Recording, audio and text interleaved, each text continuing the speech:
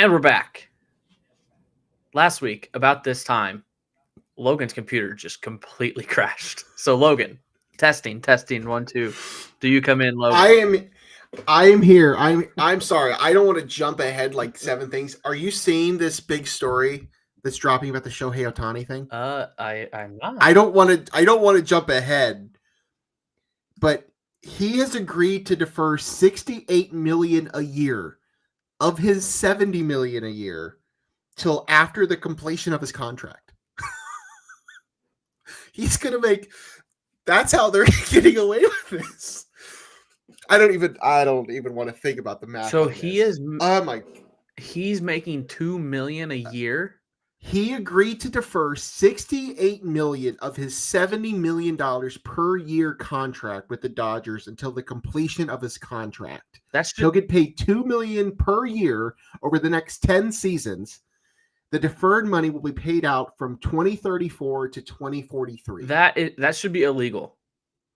It's exactly that's the first thing I saw is that somebody said that should be illegal. This is incredibly stupid. Apparently he's making in the ballpark of 50 million a year with other things. So like that's how he's personally getting away with it. Sorry folks, I didn't mean to jump ahead Illinois stuff, but that this is literally coming across the wire as we're starting the show.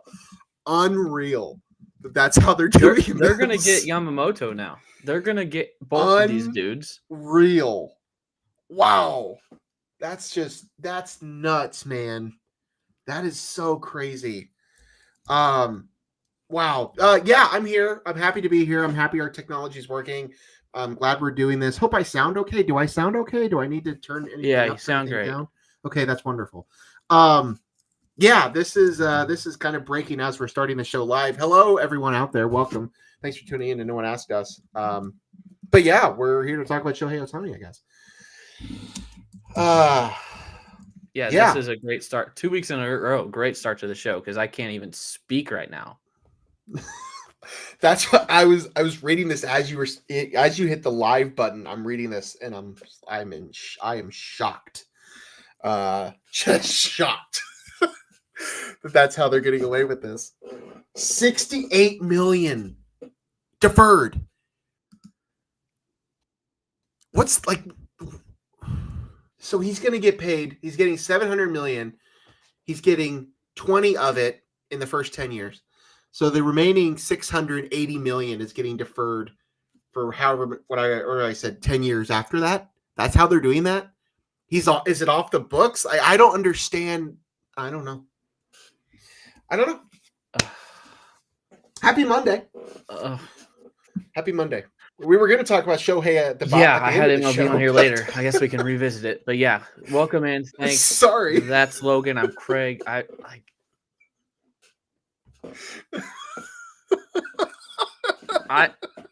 don't even know if I'd be this speechless if like breaking Illini news happened right now. Yeah. Wow. Okay, wow. Let's rewind. Thanks for joining, everyone. That's Logan. I'm Craig. This is No One Asked Us. Follow us on our social medias. They're on the screen below on YouTube, in the descriptions if you're listening to this later on in podcast format. First of all, I just want to say thank you to everyone who subscribed after our last post-game show on Tuesday. We hit our goal of 500 subscribers and blew past it. We were at like 478, I think, going into that show, and now we've got more than 520 subscribers. So thank you to all that listened and watched that show. That's our second most watched show, I believe. So thank you for tuning in. We're going to keep doing those more. And actually, we are likely going to stop doing these weekly Monday shows and only do post-game shows. So that's where you'll be seeing us most, is after every Illinois game that we are available to do these post-game shows. So thank you for liking and subscribing. That's awesome to get to 500. But we want to see more. So if you're watching this live or later recorded, hit the subscribe button down below and keep the number going up, and up. Yeah, it was I'm still trying to the Shohei thing is just blowing my mind. 1 week for the Illini. We did talk a lot about the Florida Atlantic game. Obviously, we did an hour post game show on it. They beat Florida Atlantic 98-89 Tuesday at Madison Square Garden. So we're not really going to talk anything about that. But Saturday was a loss for the Illini. Tough road game at Tennessee, who at the time was 17, I think. Yeah. Illinois was number 20. Tennessee was number 17. Sure. Tennessee won 86-79. So a 7-point. Vegas knows, man. Vegas knows. 7-point Vols win. Not surprising. I mean, I expected to lose the game. And I think I said even Tuesday night that I would take a single-digit loss, which is what it came out to. So not all that disappointing. I think maybe the most disappointing thing is Damask just went from 33 career high to 6 points, 2 of 11 shooting. So don't love to see that. But Quincy Guerrier played extremely well. 3 of 8 from 3, which was out of nowhere. 5 rebounds, 50% from the field. So a great game from him. Coleman Hawkins looked better to build off of the FAU game. But Tennessee's just – they're really freaking good. They're really, really freaking good. I think I texted Logan after the game because I watched up until about the 10 to 12 minute mark of the second half. Then I had to go into the wedding that I was going to. So I didn't watch the second half of the second half live. And then I caught it on the recording after the wedding. And I texted Logan, which he did not respond to. Something to the effect of Illinois didn't play great and they were still in it till the end. I didn't love the offensive game plan, but we're fine. Something along those lines. I'll read it. We didn't play very good, still right in it. Disappointing, but a good battle. Should have posted up on that little dude on Tennessee more often. Offensive game plan was kind of doo-doo. We fine. Yeah, it's doo-doo. Offensive game I believe plan I was walking into Kohl's at the time that I got that. I read it and I just let it go. Yeah, you're right. It was. I thought Damask should have feasted on Zakai Ziegler. I mean, the dude's 5'8", 5'9". He was guarding Damask a lot that I saw. And anytime Damask tried, he faded away. Like, you're a foot taller than the dude. Like, go into him. So, obviously a lot to improve on. Even after the FAU game, we said there was still stuff to improve on. But they battled. They played great. They went up in the polls from 20 to 16. Tennessee went from 17 to 12, I think. So, all in all, not a bad showing on Saturday. I'm assuming you watched. But think you watched the whole thing. So what are your thoughts? I watched the whole thing. I mean, I was fairly impressed. I did not, of all the games on the non-conference schedule, this is the one that I had circled as I'm not expecting to win this game. You're going to Tennessee. We could have won every single game in the non-conference up to that point. I still would have expected us to lose. Yeah. And they hung out with them. They had a lead at halftime. They did a lot of those things without Terrence Shannon doing a whole lot. Terrence Shannon, most of his game came from the free throw line. As you mentioned, Marcus Damask was non-existent for the entire game. When your two guys that combined for 66 points the game before show up and I think had like a total of 6 points at halftime or something close to it, and you're still very much in the game. I was fine with what I saw. There were obviously things that were I don't want to say concerning, but things that were obviously frustrating, as you mentioned. The offensive game plan. I mean, well, okay, I'll go back to Marcus Damask first. Yes, his performance was less than ideal. Especially coming off the game he had the night before. I know I've said it on the show that how important he is. But I think you also have to realize that he's not Terrence Shannon. Terrence Shannon is going to go out there and get his 20 points every game. Marcus Damask is not that kind of guy, especially at this level. This is a team that honestly gave it their all on a Tuesday night, and then after the East Coast swing where they were on the road for 4 or 5 straight days with the Rutgers game and the Florida Atlanta game. I'm not trying to make excuses, but like this was the game you were probably going to lose. So the fact that they hung on around as long as they could was nice to see. The Damask thing, as I said, yeah, it's frustrating. You would have liked to have seen a little bit more out of him. But as you mentioned, Quincy Guerrier, that was huge. I mean, he had a really nice night. Day, it was a noon game. Had a really nice day. We had something we hadn't seen from him for a while. The whole thing with their point guards really short. It was like 5'9". Damask tried backing him down several times, and Damask was still missing those shots. So I think that's something along the lines of I tweeted is, you go for 33 on Tuesday and you can't even make a bunny shot over a guy that's half your size, or at least a foot shorter than you or whatever. I don't know. So yeah, there were certainly things that were frustrating about Saturday. But ultimately, like, you won the 2 games leading into that. You start your Big Ten season 1-0 on the road. You turn around and you beat a top 15 team on a neutral court, putting up 98 points. You have 2 players combined for 66. And then you go into a really tough environment on a Saturday morning, and you give them pretty much all you got. So I'm fine with it. No real issues. Just got to turn around. It's kind of a light load here until we get to conference season. You got Colgate, you got Mizzou. Mizzou's never easy, but I'm not expecting that to be a tough opponent. As I said on the show, and I said it, I tweeted it out. Tennessee is the best team you're going to see the rest of the season outside of Purdue. Like, the Big Ten is just not. It's just not there. The 4 teams ranked in the Big Ten right now are Illinois, Purdue, Wisconsin, and Northwestern. Michigan State's not good. Michigan's not doing anything. Tennessee and Florida Atlantic are better than every other team in the Big Ten aside from Purdue and Illinois. I think that's fair to say. So, and you played with them on the road on a Saturday morning. So I was fine with it. Yeah. I love this Tennessee team as well. No, I agree. I do too. Connect is from out of nowhere a couple years ago. I didn't realize until listening to the broadcast that he was a JUCO guy. So he did a year or 2 at JUCO, then he went to Northern Colorado, and now he's at Tennessee. He's a baller. He's a legit scorer. Ziegler's a great point guard. Vescovy is just a bulldog. I love this Tennessee team. So for Illinois to stick with it in Knoxville, I think we're fine. We're fine. But it is 2 games in a row that I feel like the defense played pretty well, and he still gave up 80+. So that says a lot about the opponent.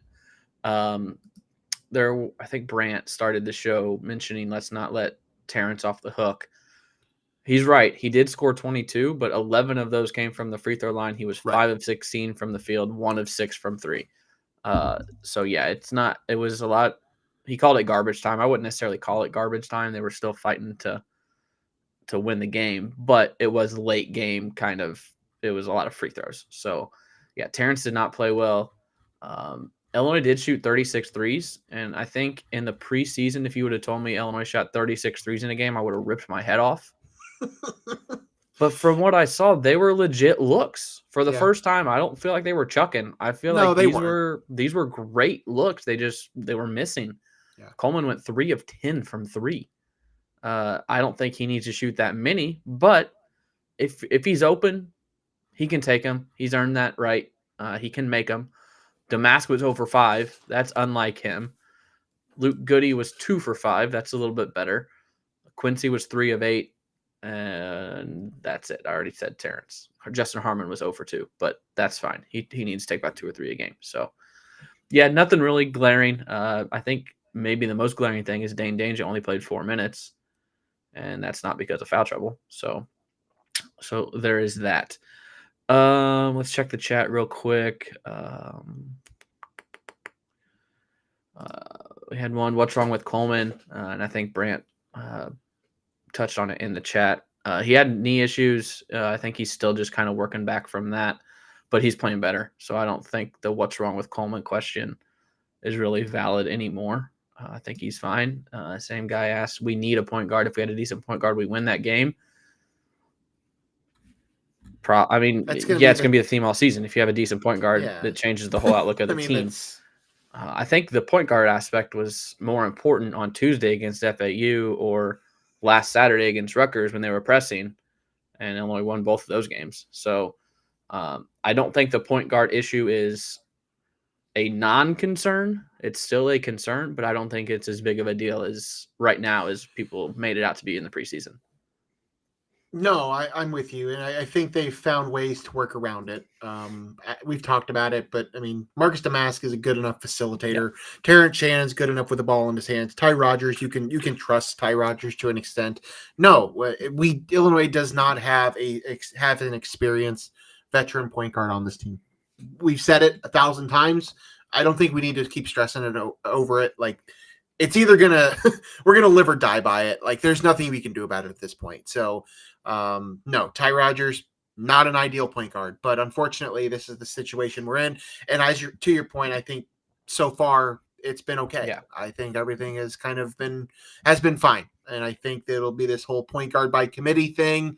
As I said, it just doesn't look like the Big Ten's all that strong this year. So, like, yeah, you're going to run into stupid games you're going to lose that you shouldn't. But at the end of the day, like, I don't know. I think this team's fine. I think they have enough. There's enough talent there in other places. They can do other things. You have guys like, Quincy Guerrier you can have nights like he did on Saturday. Like, it is what it is. The point guard situation, I just think we need to move on from it. Like, obviously, Illinois doesn't have a starting point guard. It could it could rear its head again in March. It's a little concerning postseason play. Oh yeah, it definitely will. But it's not going to go away. Does the non-point guard outweigh the 6 players that are 24 years old? The experience. It's kind of like this team has one of the two. So I don't know. Well, and I think the other advantage that Illinois has now, granted they really weren't able to take advantage of it on Saturday, but they're going to have that size advantage. Yeah, they're not starting a point guard, but everybody they're starting is at least 6'6" tall. 6 foot. You're not going to run into point guards that are that tall. So you're immediately going to have a size advantage there. There's enough guards that can handle the ball. Like, yeah, it's not going to go away. And it will certainly come back in Big Ten play, and it's certainly going to come back in the tournament. But there's enough experience on this team. These guys have played a lot of college basketball. I think they're going to be okay. I'm not particularly worried about the point guard situation right now, because I don't know. There's not one in the Big Ten that really scares me. Yeah. So whatever. Yeah. Not to harp on this, but that block charge call on Quincy was about 5 seconds late. Yes. I mean, I don't know that it was the right or wrong call, but the referee watched it happen, watched him miss the shot, then they tipped it, and it went in, and then he blew his whistle. Right. Like, they took 2 shots after the contact, and then he blew his whistle to call that. That's one of the, I don't know if I would call it the worst calls, but it's one of the latest whistles I've ever seen. I forgot all about that. It was incredibly late. I remember and then they showed the replay 2 or 3 times after that. And I kept thinking, like, oh my God, like, what is happening? Yeah. Yes, I agree. Like Logan said, not a lot of action. After Saturday was the 9th. Illinois only has 3 games until the turn of the calendar. So for a good 3 weeks, there's 3 games. Off until Sunday against Colgate back at home. And then Friday the 22nd, you got the bragging rights game in St. Louis. And then Friday the 29th, you're back at home against Fairleigh Dickinson to close out the calendar year. So a lot of downtime for the Illini right now. It might give Moretti time to get healthy. I don't know how far away he is, and that's a whole nother cog in the offensive / point guard situation that some people might be forgetting about, and I kind of did until now, honestly. But he looked good in his minutes against the mid-majors. So if he can get healthy, maybe he's a guy that can throw some point guard minutes in there. I did notice this too. Ty Rogers hasn't hit a field goal since the Rutgers game. He went 0 for in the 2 other games. A bunch of the Illini beat guys stayed overnight in Louisville Saturday night. And I went and caught up with them for a quick drink, and we were talking about Ty offensively. I will say he was 3 or 4 from the free throw line, and his free throws looked much better. I think he switched up his routine. I think he threw a little ball toss in there to maybe get him in the rhythm. But yeah, he's never going to be a guy that I don't know if he should take a shot outside of the paint, if I'm being honest. He is quite his offense is quite offensive, as the dad joke goes. I don't. Yeah, I'm not sure if I'll go as far as to say is a liability, but yeah, I mean, he doesn't bring you much offensively. Yeah. He can get to the basket from time to time and do some things in the paint. But yeah, as far as him making a jump shot, no. Yeah, I just don't see it this year. It's going to happen. I mean, if he has any intention on playing professionally anywhere, he's going to have some sort of offensive game. But I don't think it's something we're going to see much of this year. Thankfully, there are other weapons around him where you may not need that. But if he can facilitate and rebound and play good defense, then you kind of trade it for the lack of offense. But that is certainly something to be concerned about. His game is, if he has a guard on him, posting up, working on the block, doing the bully ball, booty ball, as Underwood says it, or crashing the offensive glass and getting a putback, because off the floor, he is one of the quickest Illini off the floor. He has some bounce. So that's where Ty gets his action. So Sunday, Colgate, no, they're not a team to sleep on. I feel like they've made the tournament a couple years in a row now. Is that right? They made it last year as a 15 seed. They made it the year before that as a 14 seed, 22. 21, they were a 14 seed. So 3 years in a row. There was no tournament in 20. 19, they were a 15 seed. Okay, so four years in a row, because they didn't have a tournament in 2020. They've been in the tournament. So this team's nothing to sleep on. They are currently 6-4. They have played Syracuse. They lost to Syracuse by 4. Lost to Arizona big. Those are their only top 100 opponents in KenPom. So at home, that shouldn't be an issue. KenPom has it as a 17-point Illini win right now. So the line will be about that. But it's not going to be a 17-point halftime lead. This is probably going to be a pretty close game for a little bit. Yep. Yeah, I mean, they're a team that can be dangerous. You have to think that coming off of the break that Illinois should be fired up enough. But I don't have any concerns going into the game, but I've seen crazier things happen. But yeah, they're not a team that you can necessarily look past. But yeah, you just kind of never know after that coming off the break lull what you're going to see, because this is finals on campus, and we'll see. But yeah, it should be easy for Illinois to get past it. But you're right; it'll probably be close for a while, and some fans are going to be uneasy about it, and somebody's going to struggle, and then all of a sudden Terrence is going to go off for 8 in a row, and it'll get put away. But yeah, sometimes these things don't happen as quickly as people want them to.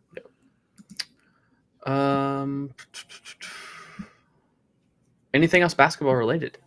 Anything else happened nationally over the weekend? Bronny James made his debut for USC. He scored 5 points or 6 points. Yeah, had a nice chase down block. I don't know how many minutes he played, but USC lost to Long Beach in overtime. I think overtime. So there's that. I really honestly didn't pay attention this weekend, so I'm going to need some help here with the scores. Well, I don't know about the scores, but they moved up in the poll, but are still lower than Florida Atlantic by a spot. Oh, yeah, there was a lot of controversy about the poll today. I mean, I'm not going to look too much into the poll, but I just thought that one part was interesting. I didn't really care where Illinois sat, but the fact that they're still a spot behind a team they just beat on Tuesday is obviously interesting. But it's not like football where you only have so many games to work with, and it's a little bit more complicated than that. But still, I just thought that part was interesting. So let's look at this. As far as That's not what I wanted. I'm trying to look and see how many people might have voted Illinois behind Florida Atlantic. You're gonna count all of them? Just kind of get an idea. Right, yeah, I mean, everyone has them like in the exact same area, so that doesn't. I mean, I'm not surprised by that. I mean, because it's not one. Like, if it was one person, you could be like, how do you rank someone? But I mean, the highest anyone had Florida Atlantic was 10. The lowest anyone had them, a couple people had them not ranked. The highest, one person did not rank Florida Atlantic. The highest anyone had Illinois was 10, and 2 people had them unranked. So it's like, it's right there. It's really close. Let's see. Ole Miss is undefeated. They're one of 7 remaining, and they're not ranked. That's kind of interesting. Who didn't rank Illinois? I'm curious about that. John Rothstein has him at 10. He's the highest. Luke DeCock, Decock, that's his last name. From Raleigh, North Carolina, does not have Illinois ranked, and he has Florida Atlantic at 17. David Jablonski from Dayton, Ohio. And David Jablonski from Dayton. I feel like he is a bias against Illinois. He is. I feel like there's been a couple times that he has not ranked Illinois. Yes, he has does. Florida Atlantic at 14th. 14th. Interesting. Yep. Again, I don't care about polls, so. No, I don't really care either. I just thought that part was interesting. Yeah. As far as other games around the country, Arizona smoked Wisconsin on Saturday. Kansas beat Missouri pretty good. Gonzaga lost to Washington. Alabama played with Purdue, lost by 6. Yeah. Sunday. Yeah, nothing crazy. Not crazy. Okay. Big Ten, Indiana was 2-0 in the Big Ten to start the season. Yeah. When is that Arizona Purdue game? Not sure what's going on with it is with Michigan and that situation. There's a lot of rumors about what's going on there, but when's the 16th? Is that Friday? Yeah. 16th Friday. Really? It's a Friday night game? Arizona Purdue. It's on Peacock too. Friday for the at record. 4:30. It is on Peacock. What the heck is going on here? Yep. That's Friday. I remember when the Peacock schedule came out. That was one of the ones that. No, that's Saturday. 16th is Saturday. Okay, whatever. Yeah. Okay, so that's better. I thought it was a Friday game, and I was like, what the hell? No, it's Saturday. We got a question. Did Purdue's Stefanovic transfer to UCLA, or is that another one? I don't know who Stefanovic No, he is. Graduated. The guy from Stefanovic. Oh. Yeah, Stefanovic. He graduated. Stefanovic. Yeah, he's gone. I didn't know UCLA had a Stefanovic, but yeah, I believe he's gone. Yeah. This is riveting podcasting, but we're just kind of talking right now. This is what we do best. We're just up here to chat, catch up on the weekend. You were busy. I was doing some things. So, just kind of feeling out the situation as more and more Shohei Ohtani things come across the wire. So we can chat about that here shortly, too. Lazar Stefanovic from Belgrade, Serbia. He was at Utah previously. Are they related? I don't know. Look it up. Lazar Stefanovic.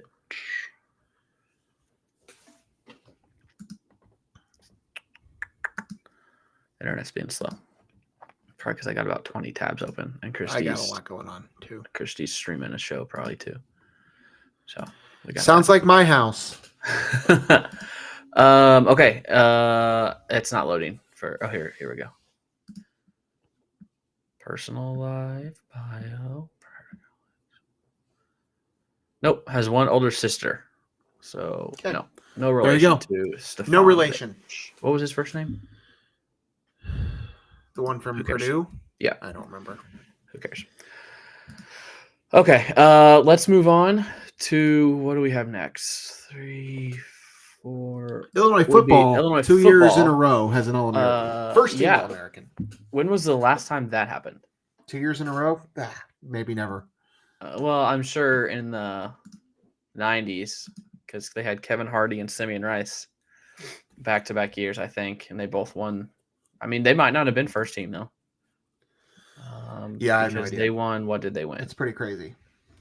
Or no, Dana Howard, and is that who I said? Dana Howard and Kevin Hardy. No, I said Simeon Rice. You said Dana Simeon Howard Rice. and Kevin Hardy won back-to-back Buckus Awards. They might have been back-to-back first team.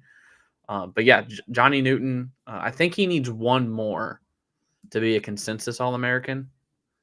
But I would assume that he's going to get that. Illinois last had back-to-back seasons with consensus All-Americans in 1994 and 1995 with Dana Howard and Kevin Hardy. I know my stuff. Sometimes. Did you know that, or did you read the press release? No, I didn't read the press release. I just know that because if you go to the Illinois Fighting Illini main page on ESPN, there's a section of national awards that Illini have won. And the only three on there are Dana Howard, Kevin Hardy, and Whitney Merciless. So every time I go to that page, I see that Dana Howard and Kevin Hardy won back-to-back Buckus Awards. So that's how I knew that. Yeah, I mean, anyone that has him on second team is just ridiculous. He's going to be a top 15 NFL draft pick. So the sad part is that what does Illinois have to show for it? Nothing.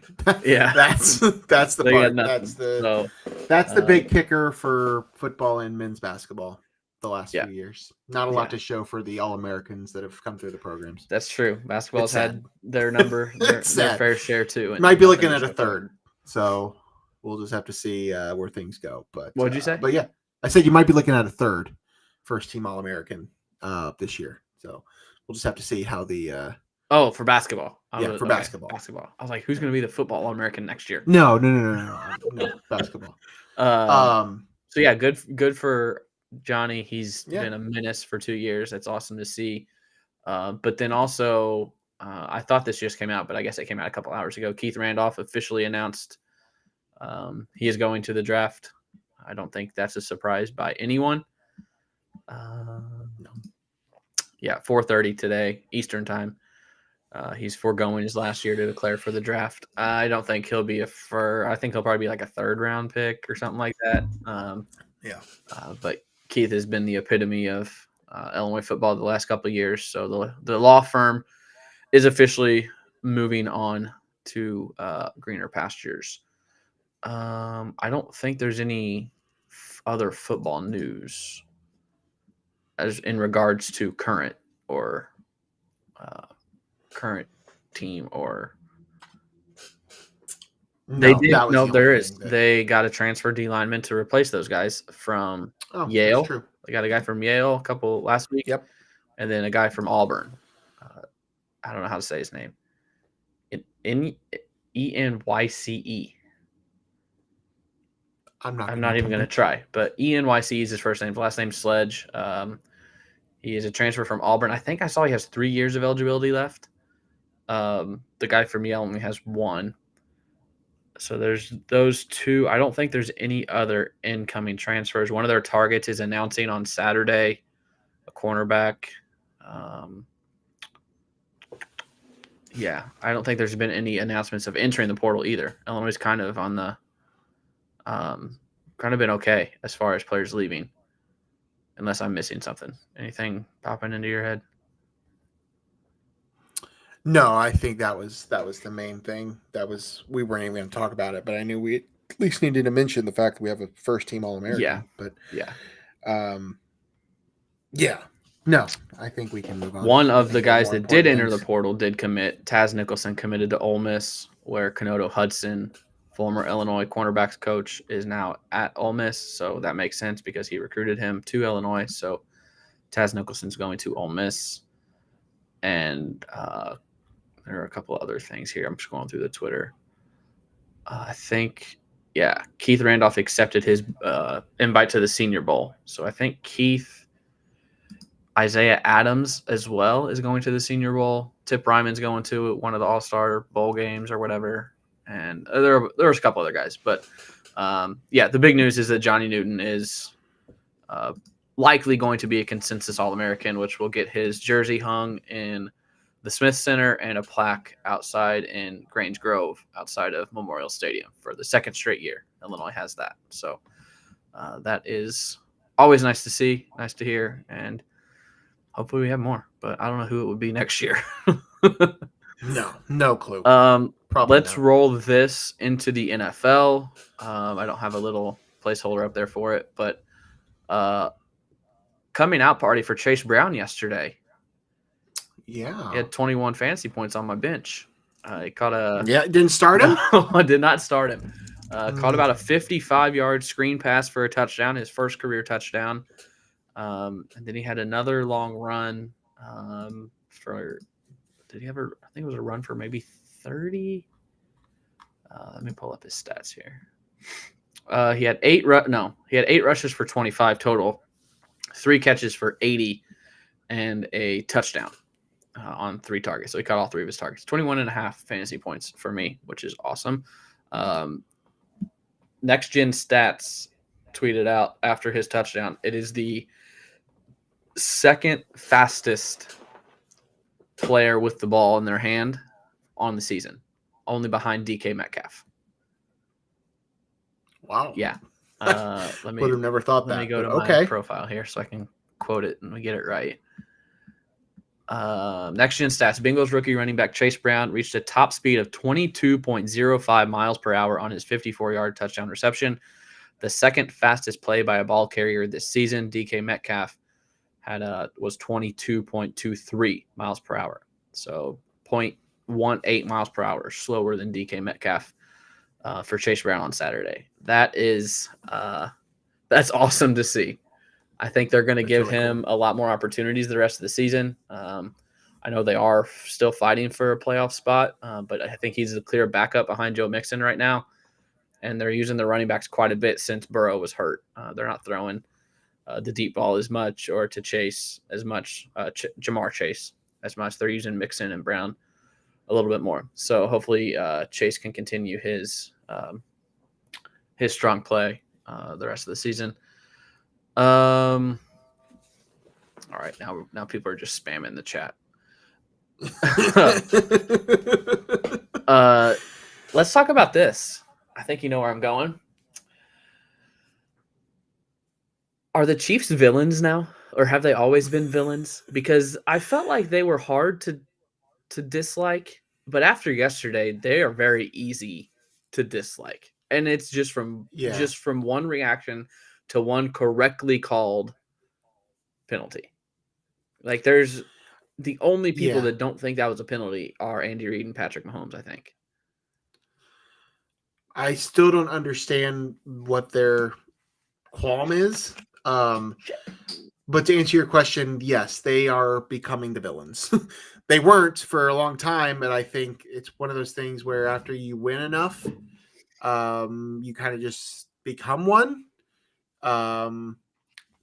You die a hero or live long enough to see yourself become the villain. There you go. You took the words right out of my mouth. Yeah, I mean, I think that's what we're seeing happen. And then after yesterday, it's hard to not think of them that way. The Chiefs have kind of taken on a whole new aura this year. Era? They're in a new era?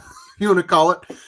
They're in a new era this year for things that really had nothing to do with football. But, I mean, they went from being this, small market team with a superstar quarterback that was, making Super Bowl runs and all these things to now they are the villain. And every non-Taylor Swift fan absolutely hates them and hates the extra attention they're bringing. And then for them to have the reaction that they did yesterday is just ridiculous. But yeah, I think they have absolutely became the villains.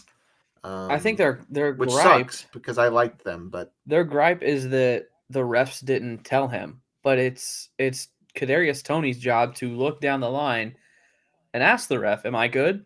And then the ref would be like, "No, Yeah. you need to back up a little bit," and then he backs up. I saw a video on my way home from work. Someone was like sitting directly on the line of scrimmage, and they were filming from their seat. And he glances over real quick, and he's got his thumb up, but then he turns. Like, there's no way the ref could have acknowledged him because he wasn't set yet. So they're blaming the refs, but it's Kadarius Toney. It's 100% him. Like, end of story. It's his fault he was offsides. First of all, he shouldn't line up offsides. Second of all, you got to check with the ref, which he didn't do. So they're griping about nothing. As many calls as have gone their way the last 5 years, when one doesn't go their way, they become little bitches, and it's just like super annoying. I love watching Patrick Mahomes play, but for other reasons, I haven't been a huge Mahomes fan. And it doesn't have to do with him; it has to do with people around him. But not a fan of Jackson. That would be one,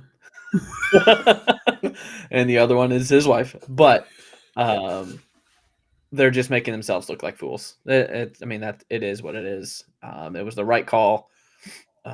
Sorry, the ref didn't tell you that he was offsides, but that's not the ref's job to tell you that you're committing a foul. It's your job not to commit the foul. The other thing, there you go.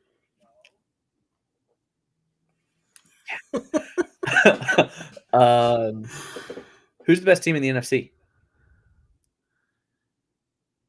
I still think it's the Eagles, but you think it's the Eagles? That's not. I thought it was an easy answer, but that's not where I thought you were going to go. What, you want me to say the Niners? Yeah, I think it's the Niners. I think it's one of those two teams. I know that it's December and things tend to fall apart for teams at certain times, but I don't know. It's one of those two teams for sure. I have the Eagles at 3.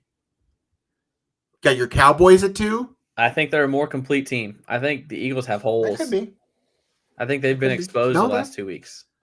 Yeah, that's certainly possible. Now, is this your Cowboys year? No, that's what I was gonna say. Now we know the Cowboys are gonna choke. Like the Cowboys, it'll end up the Niners will get the 1 seed, the Eagles will get the 2. So the Cowboys will go on the road because they'll be the highest ranked or the highest seeded wild card. So they'll go on the road to the NFC South winner. They'll beat them, and then they'll lose their second round game. Like last year, they had what was that stupid play last year? Zeke was the center, and he hiked it and turned around, and they'll do some stupid like that, and they'll lose to the Packers or something like that. Well, it won't be the Packers. They'll lose to the Lions in some crazy fashion or whatever. That's what the Cowboys do. But I think right now, they're probably the second best team.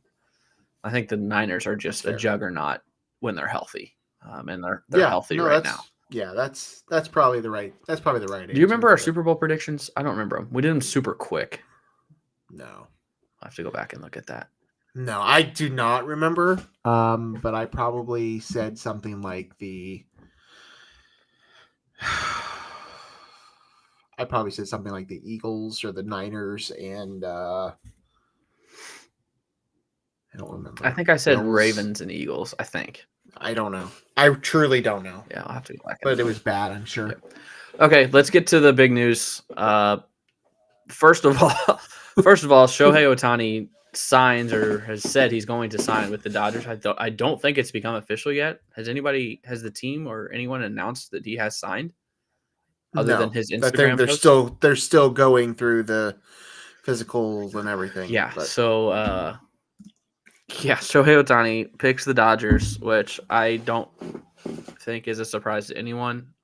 There was that moment Friday where John Morosi tweeted that he was en route to Toronto, but it turned out to be one of the guys from Shark Tank flying from LA to Toronto. It was not Shohei Ohtani. I forgot who it was. One of the Barstool guys. It was like it might have been Brandon Walker. I watched Mostly Sports this morning. He was like, reporters can gain some knowledge from tracking flights, but his example was like, if there's a flight from State College, Pennsylvania to College Station, Texas, like that's probably like a coach or something. But if there's a flight from the largest city in the United States to the largest city in Canada, like that could legitimately be anybody. which is a great point, which is what it was. Yeah. It was from LA to Toronto. So I think Saturday he announced that he's going to the Dodgers, and now it comes out that he's deferring. What does it come out to? 680 of the 700 million he's deferring to after the contract. Yeah. Like, Yeah. how does this all play out, Logan? I don't know what to think about this. While we've been doing this, some information has come out a little bit here. Jeff Passan tweeted this out. It says, for anyone wondering if MLB will challenge or cancel Ohtani's contract, the answer is unequivocally no. There's a specific article in the collective bargaining agreement that addresses this, and it's very clear. Deferred money is limitless, even $680 million of $700 million. And then he took a screenshot of the article in the rule book or whatever. It says there shall be no limitations on either the amount of deferred compensation or the percentage of total compensation attributed to deferred compensation for which a uniform player's contract may provide. So it is perfectly within the realm of the rules for this to be the case. That's a brand new CBA, so that's not going to change for a long time. Yep. So yeah, the gist of this is that yes, he is signed on. He's going to be signing for the $700 million over 10 seasons, which comes out to be, average $70 million a year, but 68 of that every year is going to be deferred. So he's only going to be paid $2 million a year by the Dodgers for the next 10 seasons, which I have a text from Ben Brown, friend of the pod, said Ohtani's going to be below the poverty line in LA, which, $2 million a year probably would be. Like you said, he makes $50 million. Yes, he's going to be living off of the other money he makes through other endorsements and everything else. So that's not the issue. So the Dodgers, I don't know how this works out. The deferred money, does that just not count for like tax, luxury tax and all this stuff? Like 10 years from now, I don't even, it's interest free apparently too. So this whole thing it's literally unraveling as we're sitting here talking about it. So we don't have answers, and I don't even understand how half this stuff works. Okay, so they're deferring it now. So he's making $2 million on their books now, but from 2034 to 2043, he's going to be making $68 million a year, and that's going to go on their books. So how are they going to survive 34 to 43? I think they have to assume at that point that the inflation will have increased enough that 68 million is not as big of a number. 68 million will be a 9-hole hitter. I don't know. I don't know. I don't know. But like the Dodgers clearly are like, we'll figure it out later. We don't care if we're bad for 10 years. 10 years from now, we're going to try to win right now when we have the best player in the world and two other of the best 5 or 10 players in the world hitting around him in our lineup. And we're just going to go for this now and only have to pay him $2 million a year. But who's going to pitch for him? Well, right now, nobody. Yeah, exactly. So is that where that other $700 million is going? Absolutely. It's going to go to pitching. I don't know that there's a lot of options on the free agent market now. It's going to be a trade. They're going to get Yamamoto. They're going to get Tyler Snell, Glass, and they'll trade for Cease or something like that. Yep. They're going to be in there for Glass now, for Cease, for Snell. Yeah, like they're all of it. And then they'll have the money to sign somebody else next year too. Because they're the Dodgers and they seem to seemingly have an unlimited pit of money. And now it is even more unlimitless. I don't even know how this is possible. Aaron Graff, AG, welcome to the chat. Do you think Trout told Shohei how much it sucks that people talk about his lack of playoff appearances? As long as the Dodgers don't go cheap on him, they're going to be a dynasty more than they are. Shohei just wanted to win. Yeah. Like that was the thing. Yeah. And it's crazy. I still find it crazy that the Angels have been so cursed as a franchise the last 10 years that they can't win baseball games with the talent that they've had. I mean, it's not just Trout and Ohtani, but they signed your boy Albert. And Josh Hamilton. Became Josh Hamilton. Anthony Rendon. They are exactly like they've had a lot of talent and they just haven't been able to win. So yeah, that's clearly what he wants to do. Their owner needs to win sell baseball games. He wants to win championships, and just moving a few miles north gives him a much better chance to do that. So good for him, man. I don't know how this is possible. I don't know how this is going to be the talk of the sports world for a week. It's just crazy. Aaron makes a good point again that I had thought of. Dodgers are buying him on credit. They can invest that money. They're not spending to make it up. Yeah, I mean, right. They are going to make billions in merchandising and tickets and concession. Like, they're gonna be fine. It's just it's insane that as we understand it right now, from 2034 to 2043, they're gonna pay $68 million a year to a player that's not on their team. Like, oh my God. I mean, I read something about it. It was going to be deferred, like the Bonilla contract. Yeah. I did not expect it to be 68 million of the 70 a year. Like what? Yeah. This is nuts. Oh my God. I'm really sorry to derail our show from the very beginning with this topic, but the bombshell off the top. Bombshell, man. Yeah, it's nuts. Is there any other baseball news since? I don't think anything else has happened since Monday. Soto. Oh yeah, Juan Soto to the Yankees. I mean, it's shaping up to be, as of now, a Yankees-Dodgers World Series, which Major League Baseball would love, and I think everyone would watch. That would be a great World Series, but the Dodgers, in order to make room on the 40-man roster, traded away a couple players and acquired Trey Sweeney, Eastern Illinois, right? Of Eastern Illinois University, former OVC Player of the Year. He was number 8 prospect. Cubs have still done nothing. I had a bookmarked page from what's the betonline.ag. I bookmarked it because it was the odds of all the free agents and where they were going to sign. And now that those odds are gone. It had like Snell, it had Yamamoto, it had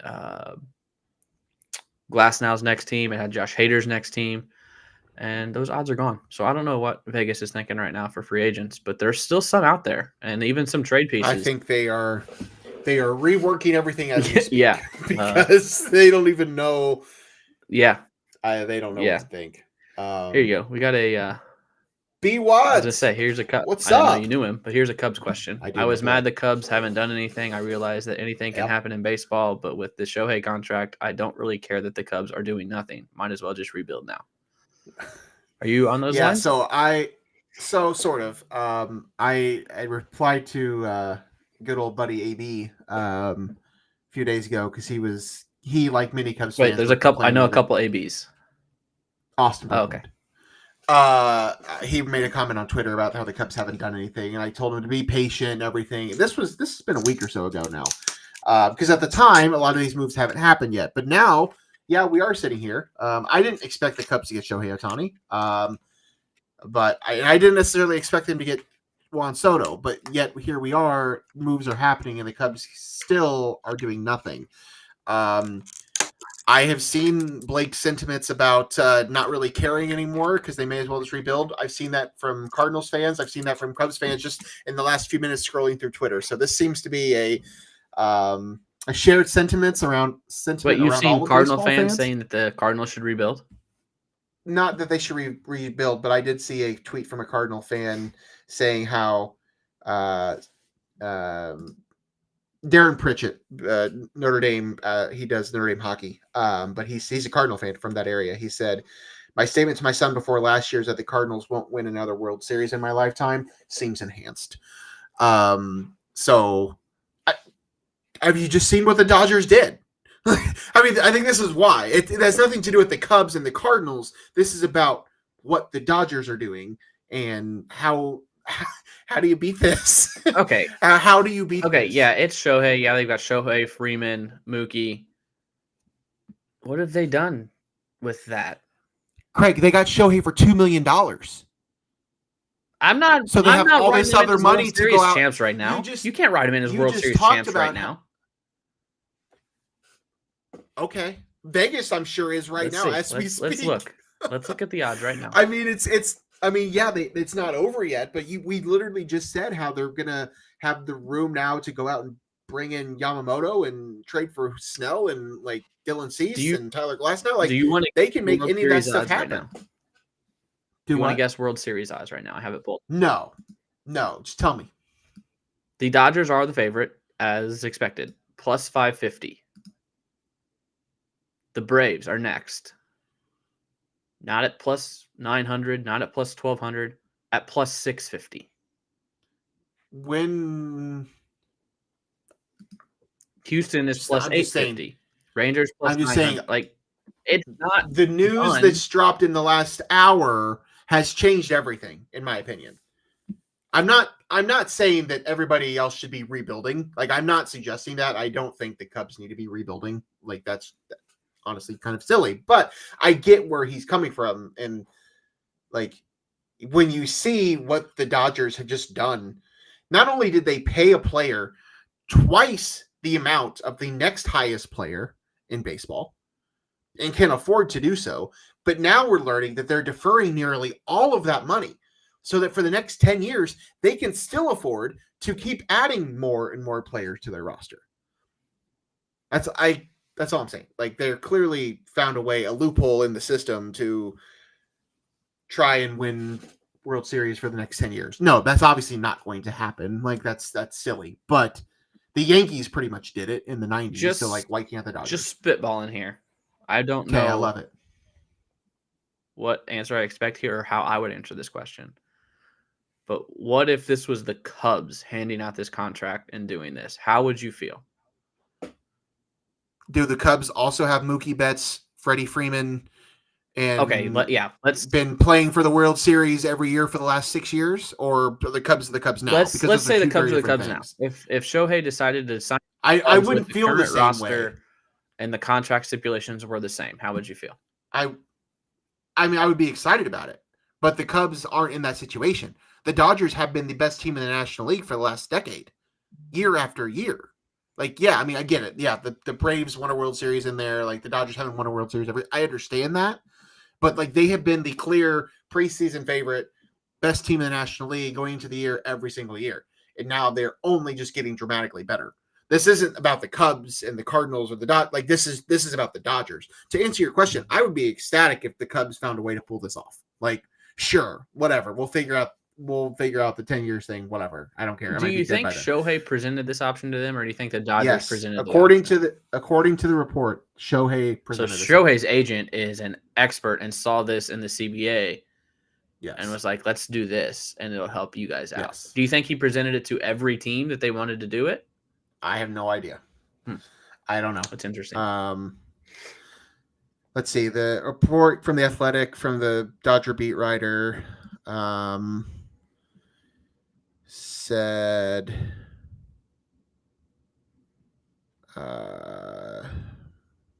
the previous unreported deferrals were said to be suggested by Ohtani himself as the negotiations vaulted to a figure towards $700 million. Well, I don't know. Maybe, I guess I thought I read that, but I don't know if I did or not. Whatever. Yeah, I don't know. If the Cubs had done this, it'd be a different situation. Do you want to make a bet right now? You get the Dodgers, I'll take the field for the World Series. Sure. What do you want to bet? I don't know. My Santa. No. I don't know. I mean, I don't know. It comes back to the whole Florida State thing. Like, we got to play the games. Like, everyone's like, why do we play the games? We got to play the games to see if they actually win it. I understand that. All I'm saying is that they already had one of the better rosters. You've added a player who, admittedly, like, I'm not exactly like, I see what he's done and I know what he can be, but like, if the pitching thing doesn't work out, they're paying a shit ton of money for a designated hitter. Yes, exactly. I think 2 or 3 years left in that arm, maybe. Right, but the point I'm trying to make is that this wasn't about. This is a very different conversation now than the conversation we were going to have 2 hours ago. Mm-hmm. This whole $2 million a year thing is. This is dramatically different. Yeah. for how much money they're able to spend on other players now. Like, this is what it comes down to. Like, it's not about them adding Shohei Ohtani. Like, yes, that's a huge addition. It'd be a huge addition for any team. But it's the fact that they're now free to go out and add whatever else they need to add. Yeah. Like, more so than we thought that was going to be the case 2 hours ago. That's what it's about. Yeah. I don't think the Cubs should be rebuilding. I just think that it's just making it more and more difficult for anybody else to try and compete. I'm not disagreeing with you that we do have to go out there and play the games and everything else. And like, no, they're not going to win the next 10 World Series, but I venture to guess they win several of them in the next 10 years. I would be shocked if they don't. We'd be in a lot better moods if he had gone to the Blue Jays and not the Dodgers. I was excited about the Blue Jays thing, honestly. Get him out of keep him out of the NL. Get him out of the National, out of the National League. Yeah, I would love that, but I don't know. That would have been a lot of fun, I think. That's a fun team as it is, with Vlad and Bichette, but whatever. Now we have to deal with it in the National League. Yeah, so Dodgers become even more insufferable. The Cubs should have done $1 billion deferred. I mean, that's what I'm saying. Like, if what you just read in the CBA is like, there's no cap on deferral, like you could pay a dude nothing. Like, can you like? There has to be. You have to pay him something. Like, could you pay a dude? This was already changing things. Like, I think that deferral law is just ridiculous. Yeah, the amount of money was already changing things, but now this is going to be a monumental deal here when it's all said and done. All right, we never finalized top 5. Do you want to do a top? Oh 5? Yeah, we didn't. Or do we want to skip it? We're already more than enough. Let's just skip it. We don't have anything in mind. Okay. So Logan threw about 20 options, and then we never finalized anything. So yeah, we can come up with one on the fly if you want to. So other category here on our rundown. I loved the idea of top 5 things you would do with $700 million. We could do it now. I don't have it listed out, but top 5 things you do with $12 million or $20 million. $2 million, because that's what he's making this year. Yeah. Chump change. Just give one. What would you do if you had $700 million? What would you do? I would pay you to run my podcast. You can pay someone better than me to do that if you got $700 million. I would put you on the payroll, Craig. That way we could just do this all the time because I'd have nothing better to do. This, and I'll have an annual pass to Disney. Allison won't want to go with me, but I'll go. Yeah, that's what I would do. I would put you on the payroll, and we could have because that's not what you would do. Have a show. Do you want to bet?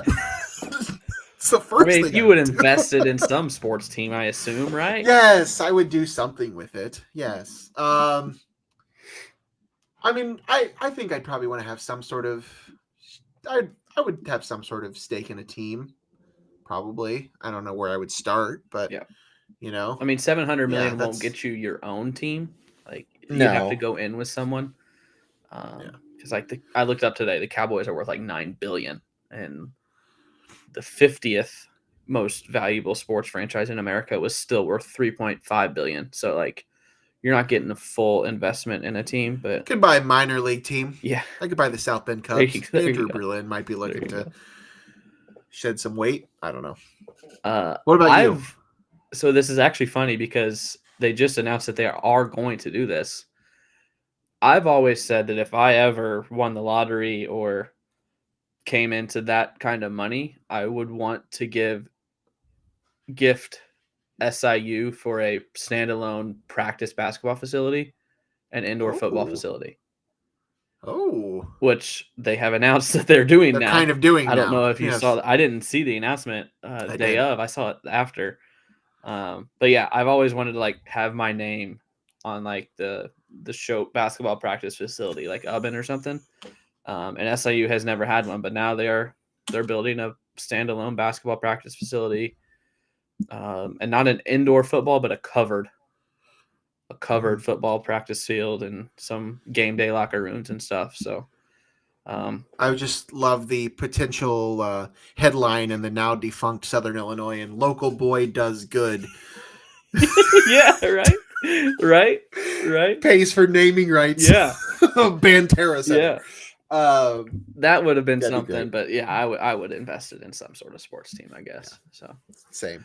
I saw you tweet something about Oscar noms, Golden Globes. Golden Globe noms. Golden Globe You noms wanna came chat out about today. that? Is there anything you saw other than a Taylor Nah, Swift win? I mean, it's kind of. I'm behind. I'm really behind this year. My total movie number is tiny compared to what it's been in the past. So I haven't even seen. Shouldn't say that. There's a handful of these movies I haven't even seen yet. Granted, some of them just haven't come out yet. So I will plan to see them over the course of the next few weeks. So I might have more to talk about later. But as of right now, the Golden Globes have kind of been a hot mess of a situation. But now they've added what I tweeted about was they've added a achievement and box office type of categories, like the top grossing movies of the year. But they also, it was just seemed like a reason to add Taylor Swift to the nominees list to get her to your award show. That's pretty much what it seemed like to me. I don't know that she'll win that, but she's nominated for her movie. So, but yeah, no, that's in like early January. Oscar noms will come out here. I don't know when those even come out, but I have some catching up to do. I know this seems like a high number because you've probably been to the theater twice the last 7 years. I was just thinking, I never went to see Oppenheimer, never went to see Barbie. We did go see what was the most recent James Bond? Was it Spectre? No Time to Die. Yeah, that one. We did go and see that one last year, I think. But yeah, we don't go to the theaters. Well, for what it's worth, my year total right now is 46. That is low for you.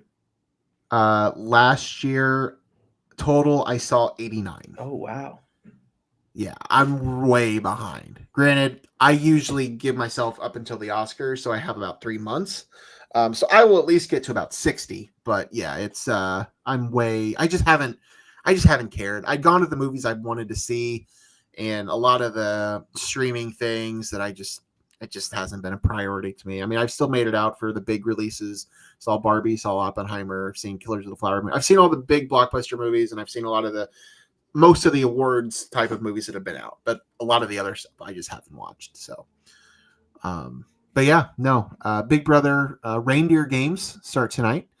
You familiar with Big Brother Reindeer Games? You haven't? There's the Christmas thing they showed at the end of the. Oh, I remember. Finale of Big Brother. Yeah. You know. But what's it gonna be? Is it just them? It's just competitions? 9 former contestants playing games. They're not living in the house or anything or voting anyone out. No, I don't think so. They're already done. It was like 2 weeks of shooting.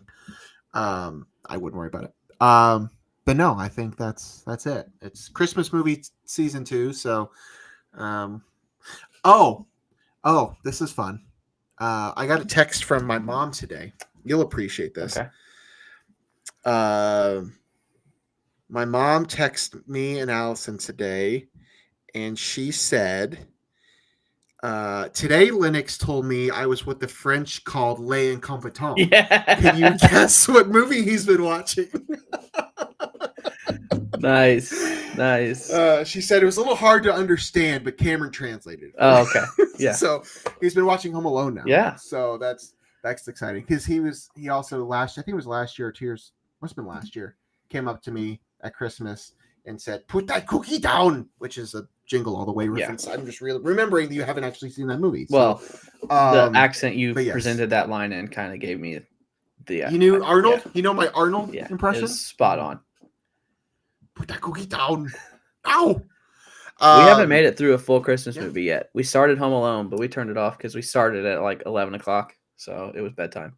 We've watched quite a bit. We watched quite a bit last weekend. We watched Klaus, which I mentioned last week on our show. You should watch Klaus. Yeah, it's good. I think you'd really like it. Years ago. It's animated. Yeah. It's probably honestly, I do think it's truly the best Christmas movie that's been made in the last 10 plus years. Mm-hmm. Granted, there haven't been a ton of great ones, but I think it's one of the better ones. Right. But yeah, that's pretty much what we've been doing. So, okay. How about you? Nothing new. What are you getting me for Christmas? I got you something last year. You did. I don't think I got you anything. So. I guess I don't guess think I I've owe even. you. I think it's still in the package right there. Actually, we were playing ours a couple weeks ago or last weekend when I had a buddy in town. Yeah. We had a couple people over and we're playing some dozen trivia. Yeah. One night. It's a fun They've fun got a little game. They got a restock add-on. They got an add-on, but I didn't think to get that or an expansion pack. Expansion pack. Yeah, there you go. Yeah.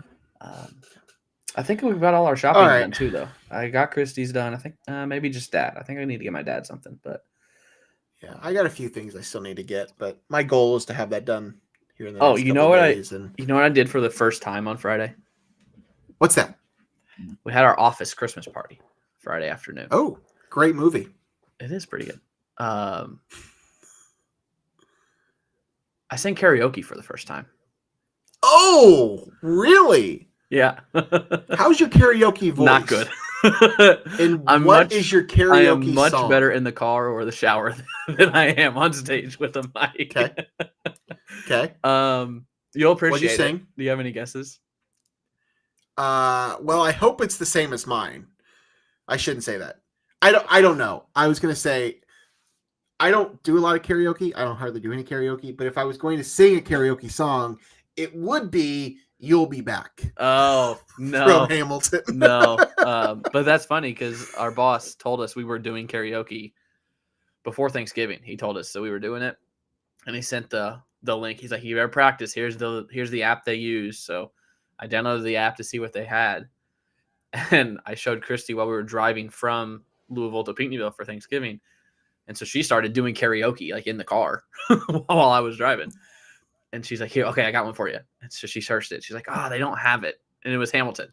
She's like, "You would have killed Hamilton," but I forgot about it. It was Backstreet Boys.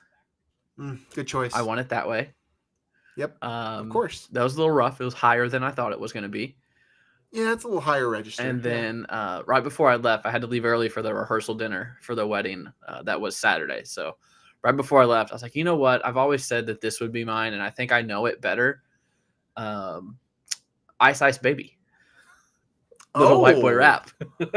I feel like that one was. I did a little better on that one because it's not really singing. I could see you doing that. Yeah. I haven't done a ton of karaoke. I do remember, and I don't remember where we were, but it was the year that I was doing women's basketball broadcasts. Mm-hmm. I did karaoke to a Goo Goo Dolls song with Bryce Williams. Interesting. At some random bar at whatever town we were in. Yeah. But that's honestly one of the only karaoke experiences I've had. Yeah. So. I don't know that I'll do it again, but I can say I've sung karaoke now, and it was. If we get to 1,000 subscribers, we'll have a live karaoke session on the show. I don't know about that. Except we can't monetize it. Yeah, we can't monetize. We won't be making any money anyway. Okay, I think that's all I've got. So yeah, I think so. We can close it down. Probably shut it down. I can start. I'm starting to smell dinner cooking, so that's my sign to get off of here. That's Logan. I'm Craig. That's episode 107 of the show. I did notice that as of today, before this, we have 199 videos on our YouTube channel. So this will be video 200 of our YouTube channel. That's awesome. But some of those are clips of other episodes. So, yeah, this is 107 of this show. If you're still here, like and subscribe. Like the video, subscribe to the channel. We passed the 500 mark last week. Let's keep going. 1,000. Logan grows his Matthew Meyer mullet, and we'll hold him to it. So. Thanks for listening. That's Logan. I'm Craig. When's the next game? Is it Saturday? Sunday is the next Sunday. Game. Okay. We haven't talked about a post game. We'll talk about if we want to do a post game for Colgate, we may. Yeah. The next one after that is Mizzou. I don't know. I might be traveling. I think I will be I don't know what our situation will be for that one.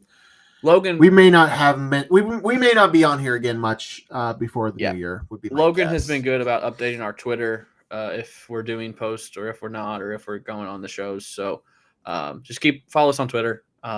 We need to get those followers up too. We got our subscribers up, but we need to get our Twitter followers up. So thanks for listening. Going to go eat dinner.